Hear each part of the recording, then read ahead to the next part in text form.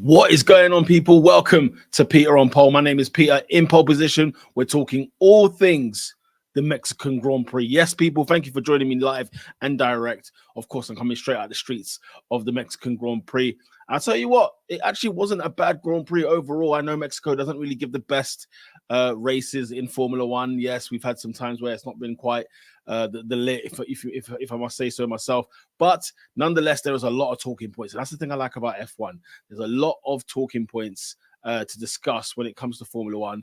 And why not talk about it? Let's get into it. Don't know what's going on with the green screen there, but never mind. We're going to move on as we go. Look, welcome to Peter on Pole. I'm all about Formula One. Make sure you come and join me, and make sure you share a like as well on this video, and make sure you comment in the comment section as well. But we need to get down to business, don't we? We need to kick things off, ladies and gentlemen, and it's quite simply this. Max Verstappen, he's done it again, and he's broken a world record this time in Formula One. 16 races in Formula One. That is pretty brilliant. Well done to Max Verstappen.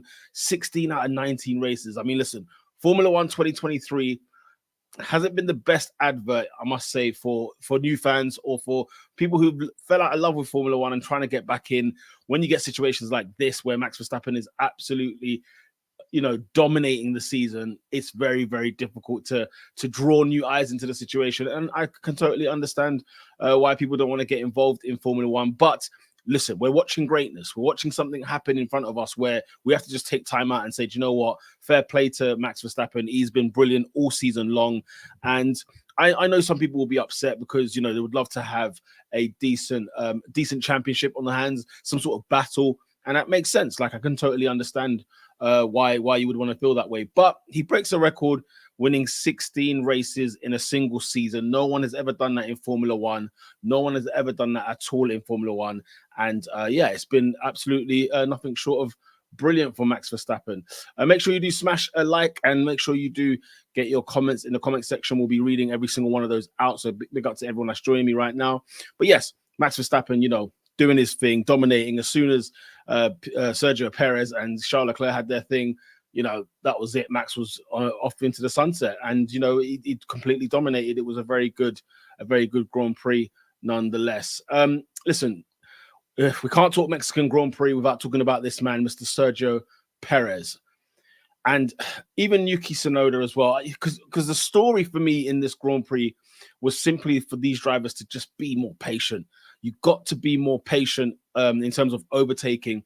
We've seen scenarios where drivers who are faster than the people that they're up against, rushing overtakes, not needing to do overtakes the way that they've done them. And honestly, ultimately, it costed them at the end of the day. And I feel like, especially Sergio, if your heart didn't break when Sergio went out into turn one, first lap of the Mexican Grand Prix, then you have no heart. He really did try. He really tried, and he said in the interview after the race, all I cared about was overtaking. And the thing is, Sergio, you had to just wait your moment. We were all behind you. I mean, everybody, everyone in Mexico and everyone in the Formula One world, really, unless you're a Max Verstappen, like staunch, hardcore fan, everyone wanted to see Sergio Perez do well. Everyone wanted to see him at least be in the race longer than a lap, longer than a turn. His home Grand Prix as well. And it's just such a shame that this is what we got from Sergio Perez. And, I put both Sergio Perez and Yuki Tsunoda because Yuki Tsunoda, again, as well, the AlphaTauri looks absolutely brilliant. We'll get onto Danny Ricciardo in just a second. But the AlphaTauri had pace, brilliant pace. And for whatever reason, Yuki Tsunoda with Oscar Piastri, he had been warned before because he had a sort of incident with Piastri like a couple of corners before, if not a lap before, where they could have easily had an accident and spun off, and you would have counted your chickens there had you been able to sort of stay onto the track. But then to do it again, and then this time cause the collision, the body language, the behavior of Yuki Tsunoda, even just the way he was driving, you could tell he was just not being patient enough. He was getting frustrated. And listen, Formula One drivers, of course, will be emotional during races. Of course, it's not easy to just, keep calm, keep the emotions level throughout the entire race weekend. It's difficult. It's tough. And, at the end of the day, you still got to maintain, you still got to manage. Because at the end of the day, Yuki could have easily dispatched Oscar had Yuki taking his time. The car clearly was underneath him, Yuki Tsunoda. The AlphaTauri, I don't know what's going on over there. I don't know if this is for real. I don't know if this is legit, but you know, it was there. It was there for him. And you know, just like with Sergio Perez, going in, you know, sort of heading into turn 1, 3 doesn't go into 1. And so we had, you know, Max Verstappen on the inside, then you had Leclerc sandwiched in the middle, and then Sergio Perez on the left-hand side. And Sergio said post-race that, you know, I was surprised that Charles broke that late. And really, like, you know, I don't get it. I don't get why he thought he would break early, or, you know, earlier than what he did, because it just didn't, it was never going to work. And again, you know, all he was thinking about was the race win. It's the Mexican Grand Prix. It's home. And of course, look, Sergio's been under some serious pressure this season. A lot of people have been on his back for what's not been a great season for Sergio. Now, bear in mind, he's won 2 races, okay? There's only been 3 Formula One winners this season, 3 different drivers this season, and Sergio Perez is one of them. And so, but the fact that his teammate, Max Verstappen, is dominating, I said 16 wins. The fact that he's dominating does not look good in Sergio Perez's books. And Sergio's only got 2 race wins this season in that Red Bull. So it does not bode well for Sergio Perez. But it was there. It was there to be. He was there to sort of at least be on the podium. You know, P2, P3. I get it, Sergio. You want to win. I get it. All the emotions were there. We all wanted you to win, but you had to bide your time. You had to be patient.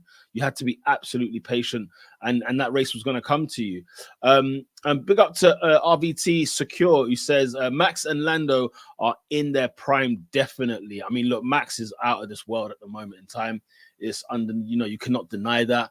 Max Verstappen has been fantastic, and it's very, very clear to see. Lando Norris, I feel like I think you're onto something here, but even now, I still feel like there is still more. You know, there's still more to come from Lando Norris, provided that the car McLaren sort of give next season is something that is out of this world. And I think it's more than possible, more than likely that will be the case, that Max Verstappen and Lando Norris will have unbelievable machinery to go on into the next couple of years. So big up to you, RVT. Thank you for the comment. Make sure you do smash a like on the video. And if you're watching this video as well, listen, post watch as well. Do smash a like on the video. Do comment as well. We'll get back to you on the comment section as well. I love to talk to people in the comments. I like to have dialogue with people regarding all things Formula One. So Sergio Perez, unfortunately, is out. You know, lost basically. He had the biggest L of the weekend so far, because his home Grand Prix, the crowd were behind him. I mean, I've never heard a roar like it, and I've never heard such disappointment. You saw the tears in the fans' eyes when they saw Checo go out. And yeah, you know, he's got such great fandom over there, and it's such a shame that he just wasn't thinking straight in that moment. And you know, whether it's backing off, he was going to deal with Leclerc. Leclerc had no chance against the Red Bulls, and you know, maybe wouldn't have beat Max Verstappen, but we would have loved to have seen a nice, good, aggressive Sergio Perez, especially as he's at home. You would think, yes, maybe you know, maybe something might happen there. So we have to wait and see on that one. Speaking on other topics as well, Daniel Ricciardo, you know, with a point to prove. Indeed. Look, AlphaTauri, I don't know where this pace is. I don't know what this pace is, but Daniel Ricciardo all weekend, credit to this man. You know, it's one thing not being in Formula One or going to AlphaTauri at this, you know, at the beginning of the season, and, or, you know, sort of replacing Nick de Vries and whatnot. It's another thing, however, you know, having another injury with the wrist. And, you know, it's a very painful injury, it looked like, as well. And even now, he still can't steer properly. He still can't make a right turn properly. And with his hand, and it's, you know, he's having to sort of adapt and adjust to sort of, like, you know, the new norm for an extent. You know, a lot of pain that he's going to go through. But nonetheless, listen, practice 1, practice 2, practice 3. This man was on fire. He was on fire the minute he came out. Austin wasn't a great Grand Prix for him, but he wanted to make things right. And I think the Daniel Ricciardo that people have become accustomed to, we finally saw for the first time. We finally, you know, saw for the first time this season in a long time, by the way. You know, we barely saw the real Daniel Ricciardo at McLaren. We barely saw the real Daniel Ricciardo at Renault. And it's not to be too harsh on him at Renault, because Renault, it had its own problems, and as it still does now, as Alpine. But Danny Ricciardo, we finally saw something where he went above and beyond. He was unbelievable. The man qualified fourth, guys, second row on the grid in the Mexican Grand Prix. Okay, finished, what was it, P6, P7, P6 rather. Yeah, it's at the end of the day, like, it's still a phenomenal job. He's in an AlphaTauri, for goodness sake, and that's what he's pulling off. Now, look, Yuki Tsunoda, as I was mentioning earlier, there was some pace there, and God knows where this pace came from, because it absolutely took us by surprise. And fair play. It's at the end of the day, Danny Ricciardo has done a fantastic job this race weekend. I just hope that it is real. I hope this is for real. I don't hope that this is just a one-off. It so happened to be because of the altitude in Mexico. The air was a certain level and whatnot, and then all of a sudden that's what that is. I hope that is not the case. We want to see a Danny Ricciardo with pace, overtaking, late braking. Doing the send it as we know him to do very, very well. So let's wait and see.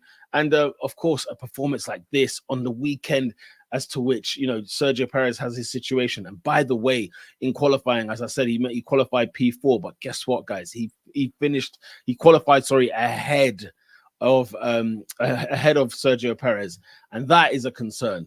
That's a concern for all Red Bull fans. If you're in the Sergio Perez camp, it doesn't bode well. I don't think by any stretch of the imagination that Sergio Perez should lose his seat at Red Bull, but if we're having performances like this, and Sergio Perez not had a great season at all, not by any stretch, whether it's qualifying, race pace, whatever the case may be, and then on the weekend, Danny Ricciardo, it's not like Danny Ricciardo's in an Alpine maybe, or an Aston Martin, where you might get the one-off good result for the weekend. The man's in an AlphaTauri, for goodness sake, okay? And this is a team that was bottom of the championship before this race weekend in the constructors. So to see that, I mean, I am gobsmacked by what Danny Ricciardo did. It was good to see, but as a McLaren fan, I was also a little bit annoyed, because it was like, where is this Danny been? Now, albeit it's only been one race weekend, okay, so let's not get ahead of ourselves here. However, this is the kind of Danny that we want to see, and we hope that we will see it longer. We hope that we'll see, this more often from Danny Ricciardo, because it's about time that we've had this. It's been long overdue. It must be said, it's been long overdue since we've seen this kind of performance from Danny Ricciardo. RBT says, I think Perez needs a new team, because Sergio is a great driver. It's just Red Bull is not right for him. See, and that's the thing. I kind of disagree with that, only because I think that Sergio Perez hasn't had a bad 3 years at Red Bull. I think this is the year where it's been terrible. But overall, I think he's been a great number 2 at Red Bull. Exactly what Red Bull need, the type of driver that they needed, and especially at the time where they were going through their Alex Albons, Pierre Gasly's, and so on and so forth. Then they got somebody who is secure, no pun intended. But somebody who was actually there, where it was a case of, this guy's going to put in performances where he finishes P2 in the championship. Okay, albeit he hasn't, but Red Bull, at least in the constructors, can be, firmly cemented in their ways. A bit like a Bottas at Mercedes, Rubens Barrichello, Ferrari days, that kind of thing. They don't need to rock the boat and do anything drastic, Red Bull. I don't think, anyway. I just think he's had a bad 2023. 2022 was not impressive.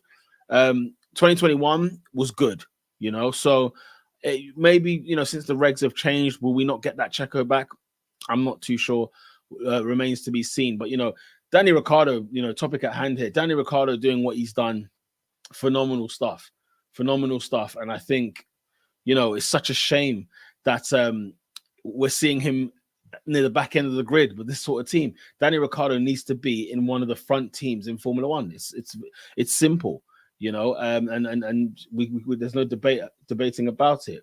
But yeah, big up to Daniel Ricciardo on that. Your driver of the day from this Grand Prix, ladies and gentlemen, was Mr.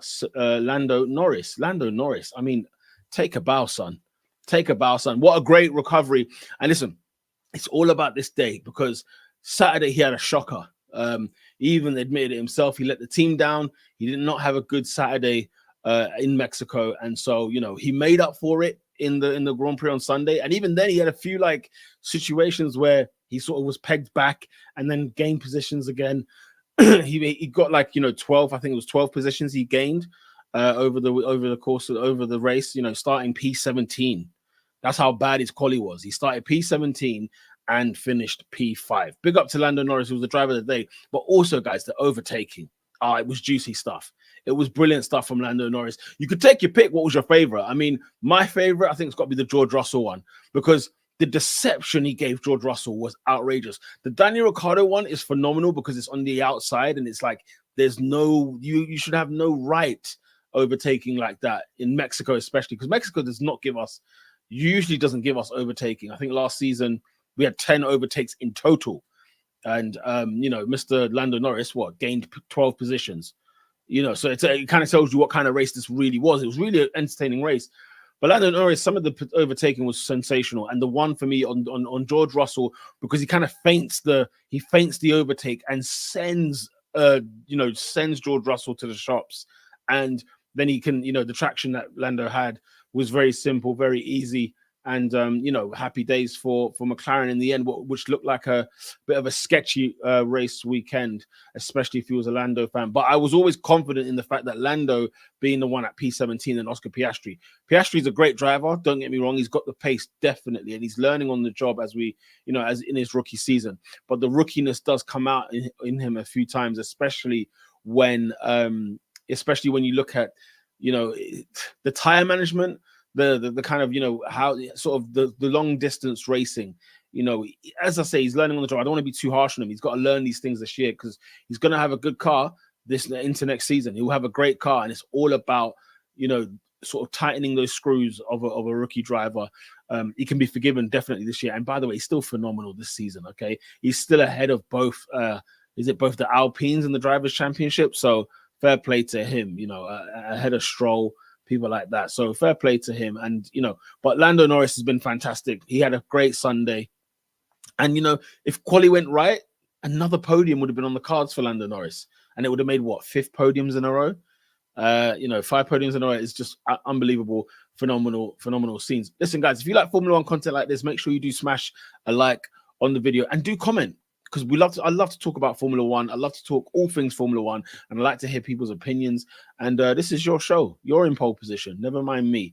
RVT says, I don't think AlphaTauri will be this fast again because Mexico really suited the car, but I do think they will get more points. Ricciardo versus Tsunoda will be very interesting. Absolutely. I think there's a battle there. I think there's a battle on the cards for Mr. Tsunoda, because if Danny Ricciardo outscores him with this short amount of time, I tell you what, it's not looking good, bruv, for Yuki Tsunoda. And I like Yuki, and a lot of people do like Yuki Tsunoda as well. And listen, he's had a decent year. He's actually had it might be his best year just on the sheer, he's had a lot of unluck this season, right? Yuki Tsunoda, and we've seen so many P11s from him when he really could have got into those points. But Danny Ricciardo, as much as he is a brilliant driver and as much as we know the quality that he has, he cannot come into this season this late on and outscore, points-wise, outscore Yuki Tsunoda, considering he didn't start the season, Danny Rick, and considering that he even had an injury after he joined late in the season. So, it will be a very interesting battle, that's for damn sure. It will be a shame. I think in that pack, though, RVT, I think in that pack where there's Williams, there's, Alfa Romeo and Haas and so on and so forth, I think AlphaTauri could finish ahead of that pack. Williams must be twitching, must be looking at that thinking, hang on a minute, where have they come from? How have they got this upgrade right? And that's one of the things, that's one of the good tellings of a good team, is when the upgrades come, how good are those upgrades implemented? Do you understand the car? Because more often than not, we're looking at Aston Martin, for goodness sake, what were they, 17 and 18? Alonso even packed it in, just said, nah, forget this. And then, in fact, it was both DNFs, wasn't it? It was a double DNF for Aston Martin.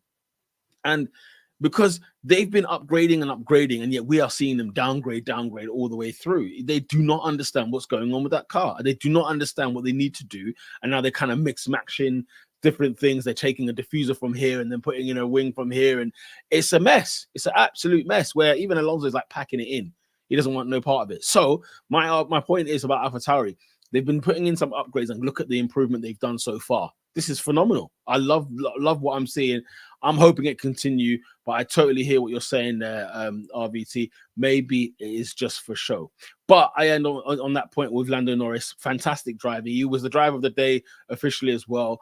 And yeah, he did some great driving. He did some great overtaking. He shouldn't have been there in the first place, but nonetheless, he did recover very, very well, very, very impressively as well. P17 to P5 in a circuit where you do not overtake. You got to take it while you can. Kevin Magnussen, though, we had a bit of a scare. Kevin Magnussen's car just seemed to completely lose the rear. The suspension seemed to have gone. And, thankfully, he came out of the car. You could tell he was still shaken because it's kind of how he was sort of shaking his wrist, and he was sort of like sitting on the side for a little bit, catching his breath. Clearly a win, because even the way the crash happened, like the way the incident happened, was out of nowhere. And I don't think, the runoff wasn't quite far. So from the barrier to the track, there wasn't a lot of gap. And so he would have sort of spun out quickly and straight away impact into the wall without even being able to collaborate. What on earth just took place here? It was just the suspension that went. So you imagine you're turning left or you're turning right, and then the car goes in the opposite direction. The suspension completely just went out, and he did not expect that to happen, and that would have been very, very scary, for sure. And we're just thankful. The car went on fire. It brought out the red flag. It was quite serious, quite a serious crash. But in the end, Magnussen was out. He ended up doing media duties afterwards as well. So big up to Kevin Magnussen. Thankfully, he was all good and well. And because of that red flag, it came like right in the middle of the race as well. So we had like 2 half races, if that makes sense. It was pretty decent. So yeah, big up to Kevin Magnussen. RBT goes on to say, look, maybe Albon has been very consistent in terms of, this is my conversation regarding about AlphaTauri, Williams, who could finish where. And it might be true that AlphaTauri might finish ahead of the Williams, or might be scared of the Williams, or the Williams might be scared of AlphaTauri. But he's saying here maybe, but Albon has been very consistent. If Sargent had been better this year, I think Williams would have been safe from AlphaTauri. Bang on. I can't disagree with that comment there. Absolutely. So Sargent's got like 7 retirements this season, 7 DNFs in 19 races. If we had something from Sargent, then absolutely, yeah.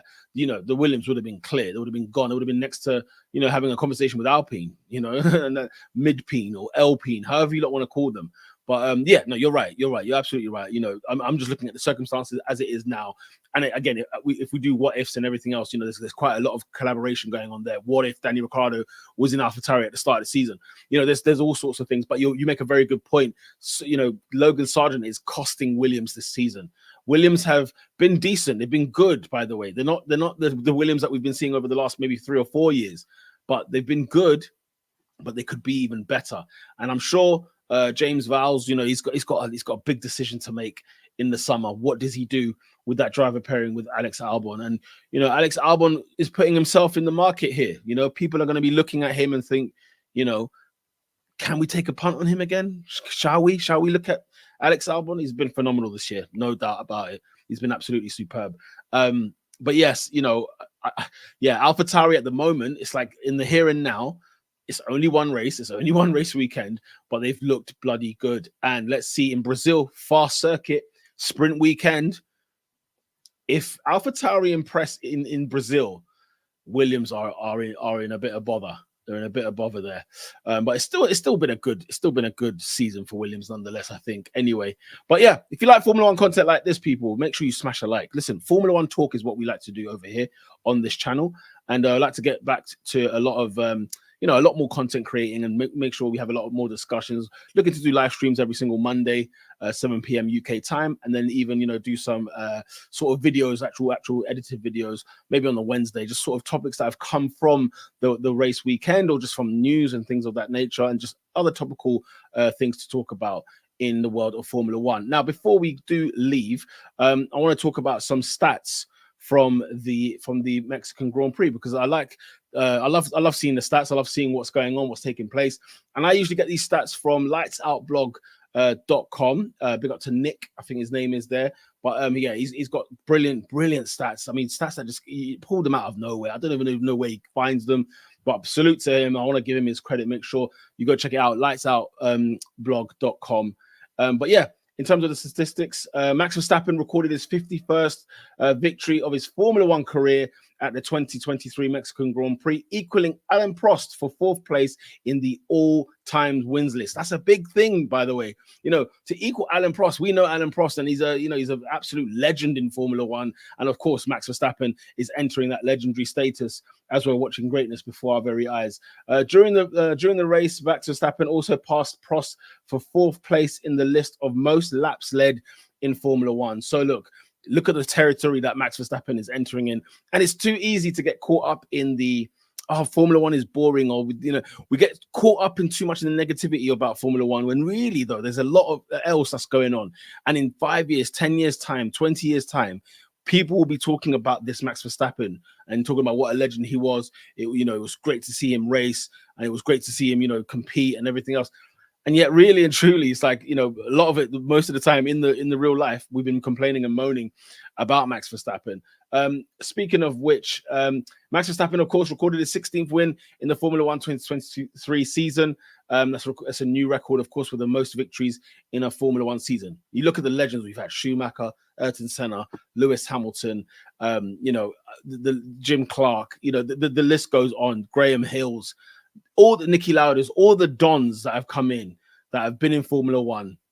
Max Verstappen has the most wins in a single season out of all of those. It's quite phenomenal. Verstappen's 5th win in Mexico, extending the record for the most wins in Mexico. So Max Verstappen already has 5 wins in Mexico, and no other Formula One driver has ever had that many race wins. He secured Red Bull's 110th victory in Formula One. Red Bull 110 victories.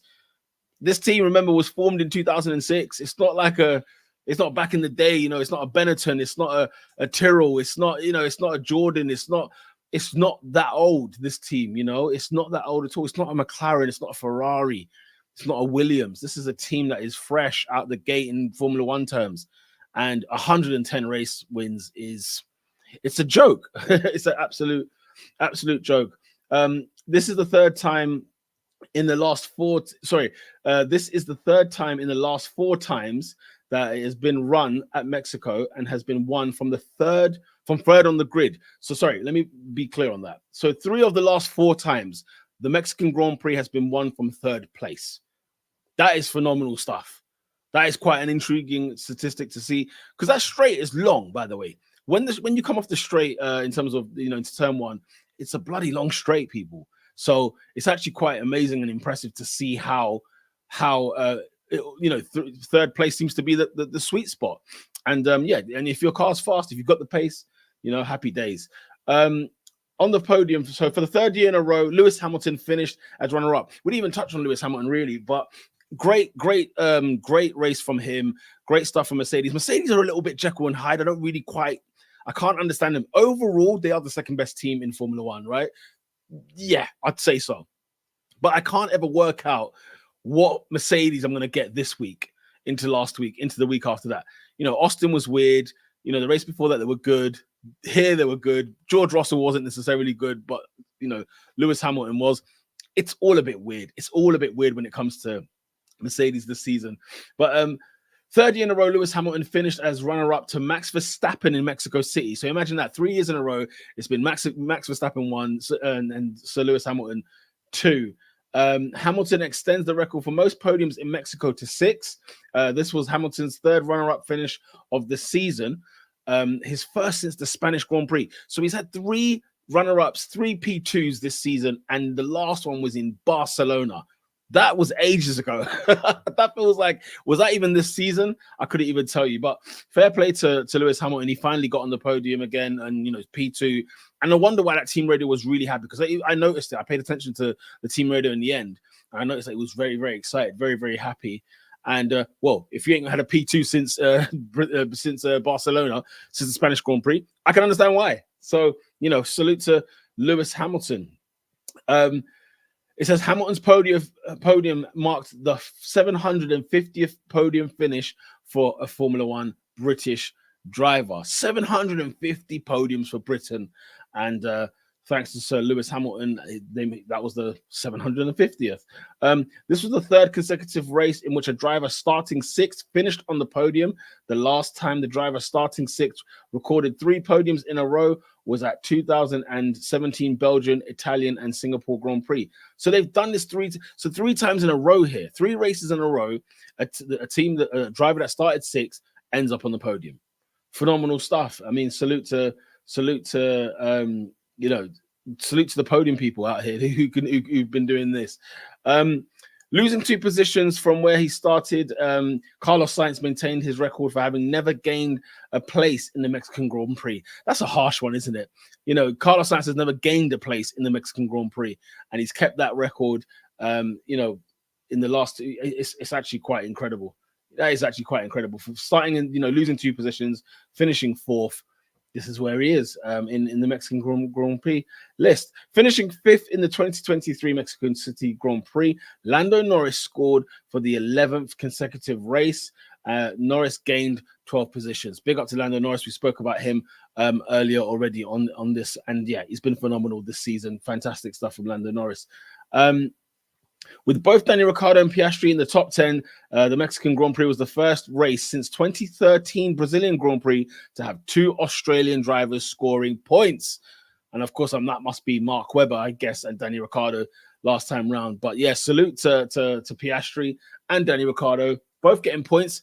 Hey, it's a happy day for the Aussies, if you are one, especially. British drivers have scored in every single race in 2018 British Grand Prix.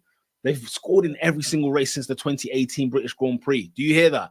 British drivers always scoring points. So big up to the Brits as well. Alex Albon finished in 9th place for the 2nd consecutive race weekend. This was the best result for Williams in Mexico since Lance Stroll finished in the 2017 Mexican Grand Prix. You always forget that even Lance Stroll was in a Williams, of course he was. And he had a good year in 2017. It was actually really, really good. Big up to Alex Albon. This is the 3rd time Max Verstappen won the Mexican Grand Prix while his teammate retired. It also happened in 2017 and 2018. Comment down below if you know who those 2 drivers were in terms of teammates. But that's interesting, isn't it? Max winning and then his teammate DNFs. That's interesting. Perez became the 11th driver to record a first lap retirement at the Autodromo Hermanos Rodriguez. So at the circuit, basically, he was the 11th driver to record, to retire in the first lap of the Grand Prix. So Mexico City's caused a lot of carnage over the years. So so it was bound to happen to somebody in this race. And finally, Logan Sargent retired in the closing stages of the 2023 Mexican Grand Prix, recording his 7th DNF of the year. This was the American's 3rd retirement in the last 4 races. And that's to your point, RBT, the DNFs are far too many, far too many. And you're telling me that he even had, 3 in the last 4.